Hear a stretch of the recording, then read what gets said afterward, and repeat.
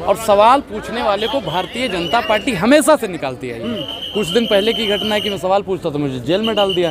अब बताइए कि सवाल का जवाब जेल, सवाल का जवाब सदन से बाहर, ये तो गलत है साहब। जनता ही तो सवाल पूछेगी अपने राजा से, आखिर में राजा जवाब देने पे क्यों कतराते हैं? देखो, राजा जब अंधा हो जाए, सेवा जब धंधा हो जाए, तो युग कभी मत समझो खुद को निर्बल या कमजोर, चौराहे पर अभय पुकारो चोर चोर चोर। अगर आप चोर कह रहे हैं, नरेंद्र मोदी जी इस बात को सुनेंगे तब क्या कहेंगे? नहीं, मैं बिल्कुल चोर को मैं बिल्कुल प्रूफ के साथ में बात करता हूँ। आपको याद होगा कि पूर्ववर्ती सरकार में, कांग्रेस की सरकार में 450 रुपए का सिलेंडर था। आज सिलेंडर का रेट 1000 रुपए पार है जी। अब बताइए, मेरे घर से अगर कोई 500 साढ़े 500 रुपए की चोरी कर रहा है तो मैं उसे चोर बोलूंगा।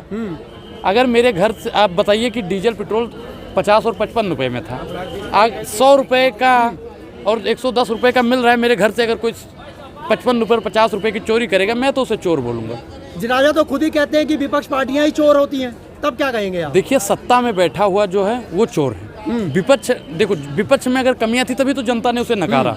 लेकिन आज राजा जो है आजू का है चोरी कर रहा है। आप बताइए कि उन्होंने महिलाओं के आभूषण चोरी कर लिए, महिलाओं की इज्जत को चोरी कर लिया, किसानों की आय को चोरी कर लिया, किसानों की फसल को चोरी कर लिया।